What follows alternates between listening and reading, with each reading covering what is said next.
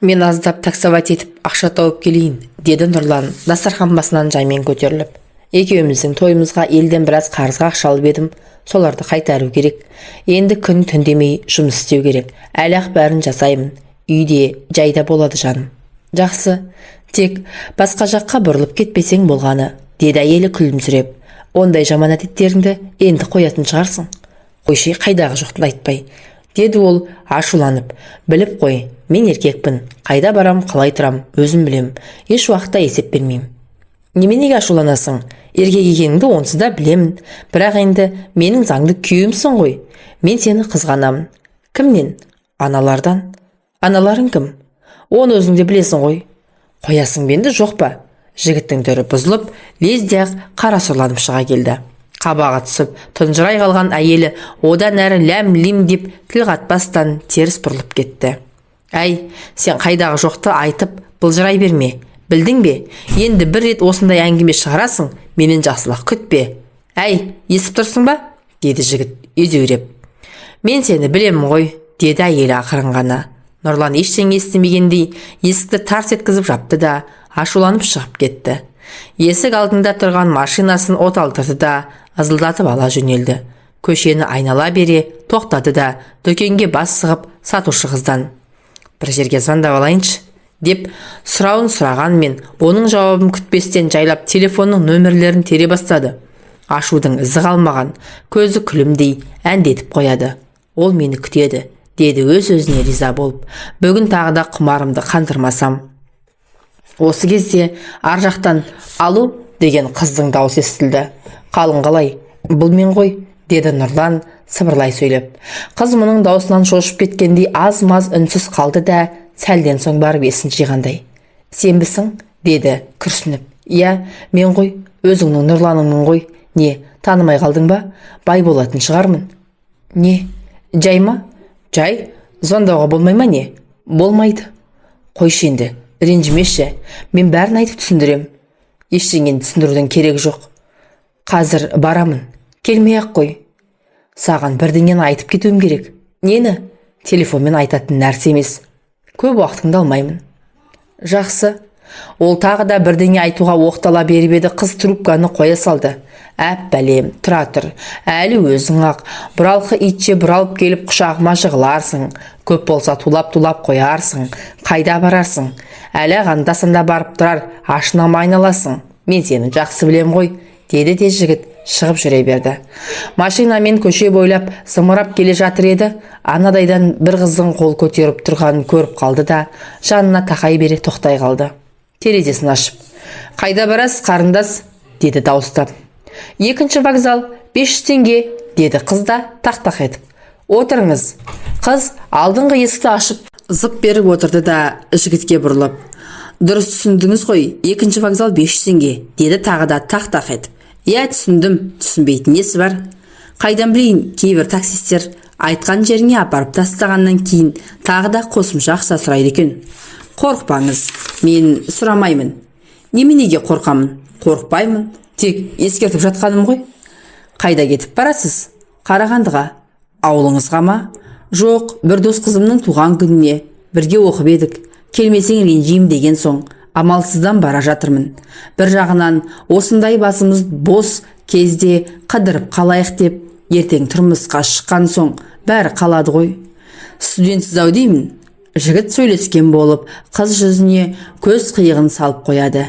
Әдемісін-ай, шіркін, бір, дейді іштей езіле әдетіне басып. Иә, студентпін. Қыздың ештеңемен шаруасы жоқ, тақ-тақ етіп тақылдап отыр. Қайда оқисыз? Каспийде. Қандай факультетте? Тіл әдебиет. Бәсе, сарнап тұр екенсің дейсіз бе? Иә, ашық қыз екенсің. Маған мінезі ашық қыздар ұнайды. Өзіңіз қайда істейсіз? Мен қарапайым қарауылмын. Әйтеуір өзіме ұнайды. Бір сөткі істеймін де, 2 сөткі демаламын. Сол демалатын күндері қарап жатпай, арасында өстіп ақша табамыз. Бойдақ болсақ та, айлығымыз шайлығымызға жетпейді. Содан соң ептеп-септеп осылай.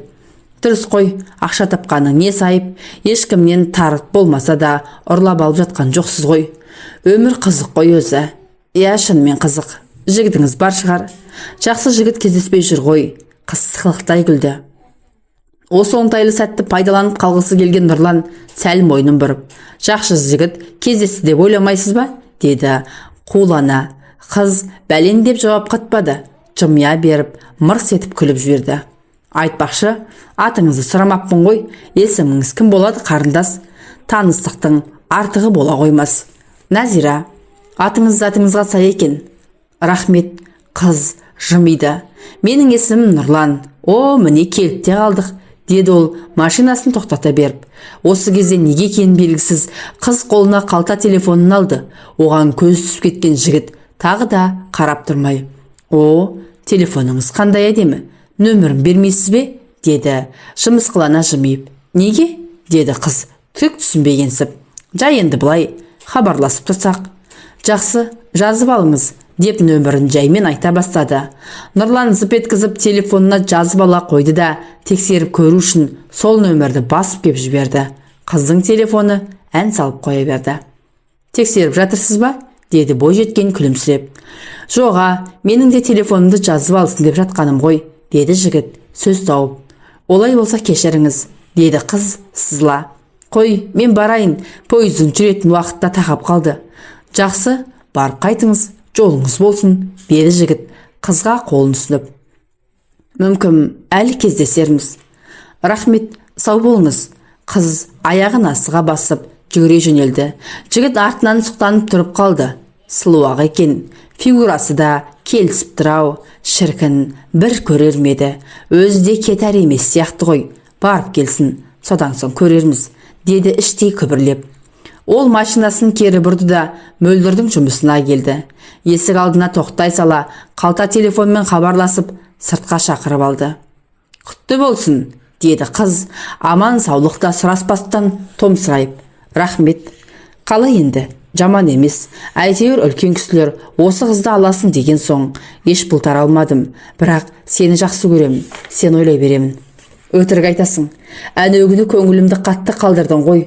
Аузыңа келгенді айтып, жанымды оңдырмай жараладың ғой. Мен бірдеңе бүлдіреді деп ойлайтын шығарсың. Жоқ, қорықпайық қой. Ондайым жоқ. Тек қыз қыстығып сөйлей алмады. Сол күні көңіл күйім жоқ еді. Оның үстіне өзің. Мен істедім сонда. Не жазығым бар? Бар жазығым өлерде жақсы көріп, құдайымдай сенгенім бе? Енді не қыл дейсің маған? Қойшы енді, өткені өтті. Оны еске түсіріп беріп қайтесің. Бір жолға ашуыңды қи, одан да бүгін бір жаққа барып демалайық та. Қалай ұялмайсың? Ар-ұятың қайда? Жаңа үйленген келіншегің бар емес пе? Бұрынғыдай бойдақта емессің, қоймайсың менді. Үйленгенше соның бетіне қарап жүрді ғой дейсің бе? Одан әлден суынып барам, көп тұра алмайтын шығармын. Сондықтан бүгін сені іздедім. Жаныма жан жылулығын сен ғана бере алатын сияқтысың. Сенің ғана адалдығың, сенің ғана махаббатың бойыма қуат қосып, нәр бере алады. Түсінші соны, әлде араласып жүре берейікші, кеудемнен итермеші, келіп кетіп тұрайыншы. Үйренісіп қалдық қой. Жоқ, енді мүлдем болмайды. Қойшы, бір жолға ашуыңды қи. Шын жақсы көргенің рас болса, бүгін көңілімді қалдырмашы, бүгін ғана. Бүгін де, ертең де, бір сүгінде болмайды. Енді сенімен ешқашанда ешқайда бармаймын. Рас, шын жақсы көрдім, оны өзің де білесің. Сондықтан да айтқаныңды еш уақытта жерге тастаған емеспін. Ал енді не таптым содан? Қалың мұның құшағында оранып, жетім қоздай жәутеңдеп қала бердім. Сенің нең кетті? Қалың да қисайған жоқ. Құдая, әділетсіз ғой. Енді бәрі бітті. Мені мәңгіге ұмыт. Енді маған хабарласпа. Келмеде. Өзің ғой, келе бер деген. Сен басқаша ойлап қалған екенсің ғой. Сенің не ойлайтыныңды білем ғой. Бірдеңе берейін деп едім. Не бересің? Айтшы тезірек, деді жігіт қалжыңға сүйініп. Мә, мынаны ал да елді мазалама, деп қыз қол сөмкесіне. Ақша ма? Қайдағы ақша? Хат, соңғы хат. Басы бұрын жазылған. Бәрі де осында айтылған. Оқы да ешкімге көрсетпей жырып таста. Соңғы өтінішім де сол. Қыз бұрыла берді. Жаным, тоқтасаңшы, бір нәрсе айтайыншы. Естісе де ештеңе естімегендей қайырылмастан кете барды. Жігіт қыз жұмысына кіріп кеткенше көзінің сұғын қадап ойланып тұрып қалды. Шіркін, енді ана маған бұйырмайды ғой. Жоқ, қайда барады дейсің? Тулап қояр, әлі өзі-ақ шақырар. Мен оған сенемін. Сыры белгілі ғой. Нұрлан ақырын басып келіп машинасына отырды да асықпай конвертті ашты. Ішінен компьютерге терілген 10 шақты беттік хат шықты. Көз жүгіртіп оқи бастады. Нұрлан, сені тағдырдың маған бұйыртқан сыйы болар. Уақытша болса да, сені маған мына аз ғана ғұмырда сүйген адамның қандай екенін білсін деп жібердім екен. Әлде тағдырдың қатал екенін сезінсін деді ме? Әлде өмір бойы осы дертпен ауырсын деді ме екен? Әлде бұл тағдырдың сынағы ма? Сынаған болса сені қайдам, мені оңдырмады. Маған мәңгі айыға алмас өкінішпен мұң сыйлады. Ал саған не сыйлағанын білмеймін. Өйткені сен туралы ештеңе айтпаймын да, айта алмаймын. Сен ештеңе айтпадың себебі. Мүмкін мені аяған шығарсың. Несіне аядың? Ақыры болар іс болды. Болдырдың. Сондағы аяғаның осы ма? Мен сені жан жүрегіммен кешірем, бірақ көлге айналған көз жасым жібере алмас. Көз жасымды тоқтата алар емеспін, тоқтата алмайтын да шығармын. Адам баласы тұрмақ, хайуанның да көз жас жібермейді деген сөз бар емес па? Мен тек осыдан қорқам. Бірақ саған еш жамандық ойламаймын. Ойлаған да емеспін. Ойлағым да келмейді. Өткен іске өзің де өкініп жүрген сияқтысың. Бірақ кім білсін, дұрыс істемегеніңді мойындағың да келмейді. Оны сезбей жүр дейсің бе? Күпірлік жасасам, басқаша ойласам, ашуға бой алдыршы. Мен бәрін де түсінемін. Егер ренжіткен кездерім көңіліңді қалдырған сәттерім болса, кешірші жаным. Сенімен танысқан күннен бастап өзімді шексіз бақытты сезіндім. Есіңде шығар, менің де есімде. Жаңбырлы күн, өзеннің жағасы.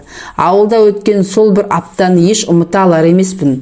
Ұмытпаймын да, ұмытқым келсе де ұмыта алмаймын. Сені қалай қатты жақсы көріп қалғанымды өзімде білмеймін. Қол ұстасып бірге жүрген жарты жылға жуық уақыттың қалай жылдам өте шыққанын да сезбей қалыппын. Осы қуанышпен кейінгі мұң мен шер сенің маған деген махаббатыңның өлшемі ме?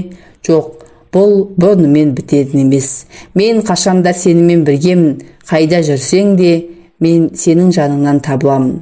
Ал сен ше, қиналған кездерде сені іздейтінім рас, бірақ таба алмаймын. Сондықтан болар кейде жер бетіне сыймай кетемін. Өзіммен өзім арпалсам. Әрине, мен сенің бақытты болуыңды қалаймын. Саған одан өзге не тілейін?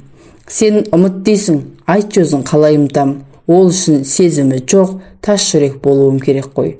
Олай болса, сол бір шуақты күндерді, ұмытылмас сәттерді неге сыйладың?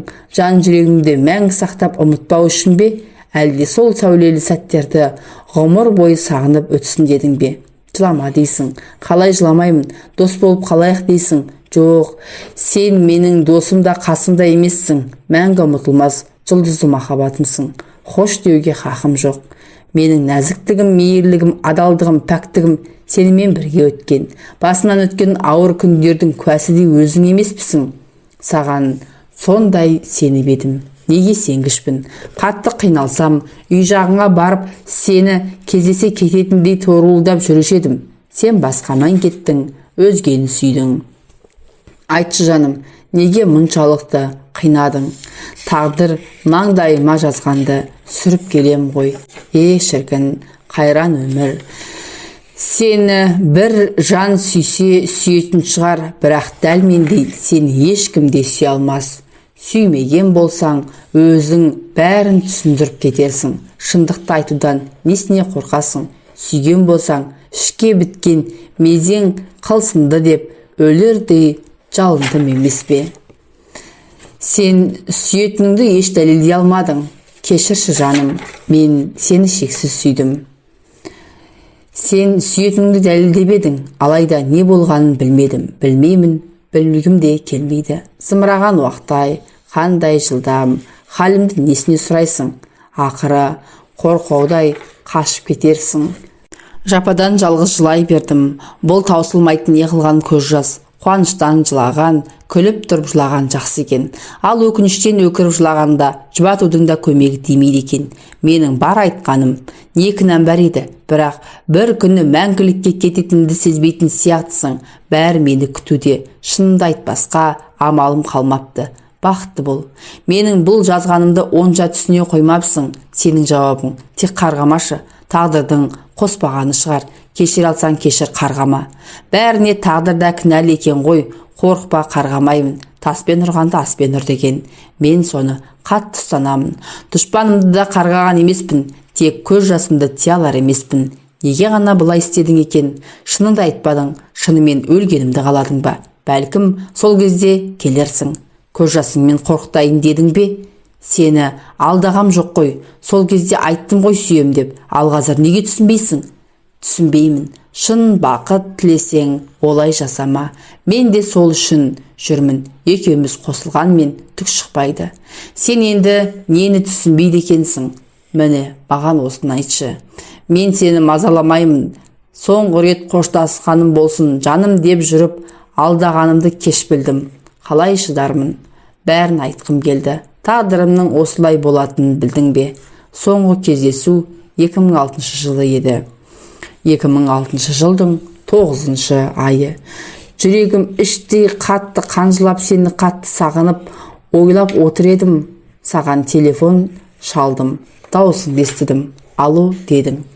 Алло деппін, дауыстап жіберіп. Привет, сәлем, денсаулығың қалай? Жақсы, өзіңше? Біраз үнсіз қалдың. Содан кейін барып, кеше біреу жасырын нөмірмен қайта соткама қоңырау шалып, тыныштық бермеді. Сен емессің бе? Дедің көңілсіздеу. Бұлай ойлағаның артықтау жаным. Менен неге көрдің екен? Мазаламайым деп едің ғой. Жоға, жасырынбақ ойнайтын адам мен емес. Басқа не жаңалық? Ешқандай. Ақсайда тұрып жатырсың ба? Ол жақтан кеткелі 3 айдай болып қалды. Енді қайда тұрып жатырсың? Бір жақта. Бір жақтың аты жоқ па? Аты жоқ. Күлдің. Еріксіз езу тарттым. Жүрегімнің қаншалықты шырылдап жатқанын сезбеген шығарсың. Не үшін телефон соқтың екен? Мүлдем хабарласпаймын. Хабарласпайтын шығарсың да деп ойлап едім. Басқа не жаңалық? Ешқандай. Менің селсоқ сөйлесіп тұрғанымды сезген шығарсың. Болып тұнда дедің де трубканы қоя салдың. Жақсы деуге шамам әзер келді. Көз алдымнан бірге жүрген бал күндер кино лентасындай тізбектеліп өте берді. Жаным мұнша қиналар ма? Дауыс салып жылағым келді. Бірақ жылай алмадым. Жан жағымда адамдар тұр еді. Өзімді әзер ұстадым. Сыртта ешкімге ештеңе білдірмесем де, іштей езіліп тұрдым. Үйленгеніңе 2 ай өтсе де, маған әлі бойдақ секілдісің. Әдеттегідей жұмыста бүгін де түнімен отыруға тура келді. Далада жаңбыр құйып тұр. Күз мезгіл, күз демекші, екеуміздің танысқанымыз күз ай еді. Осы қазанның 25-і болатын. Қолым жұмыстан қалт ете қалған мезетті пайдаланып терезе алдына бардым. Күз айының селдеткен жаңбыры да адамға біртүрлі жабырыңқы көңіл күй сыйлайды екен. Жүрегім аттай тулап, өне бойым шыметті. Сенімен танысқан жылы күз айы көз алдымнан өте берді. Көз жасыма ерік бердім. Сорғалай аққан жасым даладағы жаңбырға қосылып, жарыса домалай берді. Күбірдеп сөйлей бердім. Тәңірім-ай, Рамазан айы емес пе? Күнәмді кешіре көрші. Неге мұнша адастым екен? Жаным неге мұнша қинала берді екен? Ең болмаса сүйем деп айтпадың-ау, аядың-ау, аяғаның құрысын қинадың-ау. Алдағы аптада сенің тойың өткенін естідім. Үйленетініңді естіп білсем де, той өтті дегенде ғана менен алыстап кеткеніңді еріксіз мойындадым. Бейнең көз алдымда көлбеңдей берді деймін-ау, ойымнан санамнан кетпеді. Автобуста келе жатқам, жанымда отырған адамның қай жақсыдағы екенін де ажырата алмадым. Маған қарай берді. Не үшін қамыққанымды білгісі келгендей, жұбатқысы келгендей. Өстіп отырып үйге жеттім-ау. Өлермен адам секілдімін. Бейне бір сенің жақсылық емес, жаманат хабарыңды естіген секілдімін. Қараңғылық түскен болатын. Тағы да айқайлағым келді. Өткен күндер есіме орала берді. Қандай қиын. Нұрлан, ең болмаса жұбатшы. Тым болмаса сенің көзіңнен бір жас шықсыншы. Қоштасарда қимай қоштасатын шығар деп ойлаушы едім. Ең жастық шағым, мұңлы гүлім бәрі сенімен бірге кетті-ау. Айдын досыңның тойы өткен күннің ертесі қалта телефоным шыр-шыр етіп шырылдап қоя берді. Қарасам сенің нөмірім. Өз көзіме өзім сене қоймадым. Алғың келіп тұрса да алмауым керек еді. Қатты жақсы көргендіктен бе, алмасама болмады. Сенің даусың. Шаруам бар деген соң келе бер дегенмін. Сен келдің, өңсің. Ештеңе білдірмеуге тырысып бақтым. Мені айтпай-ақ түсінген шығарсың. Әр сөзді үзіп-үзіп айта береміз. Сенің көзіңде маған деген аяушылық тұрғатын секілді. Көзімдегіні өзің де оқып тұрған шығарсың. Айтайын ба, сен әлде жақсы көретінімді, бәріне де кешіріммен қарағанмен өкпелі екенімді біліп тұрған секілдісің. Әрекеттері әңгіме жайлы сөз қылдық, ұрлана қарай берем. Артық сөздер айтсам кешір. Ал сен мүлде басқашасың. Тіпті кешірім сұрауға да хақың жоқ сияқты. Білмейсің кешірім сұрауды. Мен де қатты өзгердім. Оны сезген де шығарсың. Қоштасарда көңілім босай берді. Сен байқадың ба, байқамадың ба білмеймін. Аялдамада қалып қойған күйі солқылдап жылай бердім. Не деген кешірімді жанмын. Сені кешірмеу тиіс пе? Бейне бір сезім күшейіп алды еркіме, қоймай жетектеп бара жатқан секілді. Ол осы хатты бір сөзін қалдырмай мұқият оқып шықты да аз-кем ойланып отырып қалды. Иә, ол 12-де бір гүл ашылмаған пәк қыз еді, деді өзінен өзі күбірлей сөйлеп. Бүлдірдім, бірақ өзі ғой, жыласа қайтейін.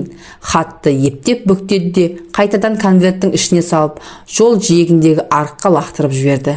Мынаны Жанерге оқса, төркініне қашып кетіп жүрер, дей беруі мұң екен. Қалта телефонын әндетіп қоя берді. Қолын алып қарап еді, Жанар деп шақырды. Тыз етіп, тызылдап тұр екен, көзі күліп жіберді. Қалайсың жаным, деді телефонын құлақ тұсына тосып. Қайдасың? Сағындым ғой жаным. Неге звондамайсың енді? Бітпейтін бір шаруалардың соңынан жүріп едім. Қолым тимей кетті. Не боп қалды соншама? Телефон соғуға мұршаң болмай кетті ме түге? Деді қыз даусы. Ылғи өтірік айтасың. Сен жаным, шын айтам, мұрныма су жетпей кетті. Қайдасың өзі? Қайда болушы едім? Жатақханадамын. Онда қазір барам. Міне ұштым. Ертең мамамдар келеді. Сені таныстырайын деп едім. Неге? Не үшін деді бұл сасқалақтап. Негесі қалай? Өзің де білесің ғой. Айтпап па едім, аяғым ауыр деп. Сен тұра тұршы, мен қазір барам. Маңдайынан суық тер бұрқ ете түсті. Нұрлан жауап та күтпестен телефонын жан қалтасына сала салып, жалма-жан машинасын оталдырды да ызғып ала жөнелді. Ашуы көтеріліп басына шыққан сонша аузына келгенін айтып боқтап келеді. Әкеңнің аузын ұрайын, қаншықтар-ай, жолап кетсең осы, алдымен өздері қаңқылдап астыңа жата кетеді, ертеңіне жылап-сықтап шыға келеді. Біләттар, алдыру керек, қалайда алдыру керек. Алдап сулап болса да, менің үйленгенімді білмейді ғой, әзірше білдірмеу керек. Алдырғанша ештеңе сездірмеу керек. Әйтпесе бұл да бір жұлымыр ғой, бірдеңе бүлдіріп жүрер. Осындай ой 10 саққа бөлініп, ашу бойына сыймай келе жатқан бір кезде ызғытып келіп бағдаршамның қызыл светіне өтіп берген. Сол жағынан бірдеңе тарс еткізіп соғып жібергендей болды. Көзін бір ашып қалғанда оң жағынан КамАЗ көлігінің шиқылдап-қиқылдап төніп келе жатқанын көрді. Ойлануға да мұршасы болған жоқ. Қатты соққыдан машинаның жылжып бара жатқанын сезді. Одан арғысы есінде жоқ. Тек есін жиып, көзін ашқанда бүкіл денесінің ақ тәкеге байланып, аурухана төсегіне таңылып жатқанын көрді. Денесі ауыр, қозғалды алар емес. Қара алдында екі көзі білеудей болып ісіп кеткен әйел тұр, кемсең қағып, бірдеңе дейтін сияқты. Бірақ даусы естілер емес. Нұрлан да тіл қатайын деп еді, даусы шықпады. Жағы қарысып қалғандай, аузы ашылмады. Көзін сығырайтқаны болмаса, өліп жатқан адамдай тырп ете алар емес. Көзіне жас іркілді. Ағыл-тегіл жылағысы келді. Бірақ жылай алмады. Нұрлан 3 ай бойы аурухана төсегіне таңылып жатты. 3 айдан соң барып, ағайындары үйіне шығарып алды. Бірақ омыртқасы сынып, жылына зақым келгендіктен өмір бойы жазылмайтын сал ауруына шалдыққанын білді. Білді де зар еңіреді. Барар жері басар тауы қалмады. Бұндай кембағал киюдің керек жоқ, жас өмірімді ғұмыр бойы өксікпен өткізе алмайым деп, әйел 4 күніне кетіп тынды. Ол осылай жалғыз қалды. Өмірі жалғыздық пен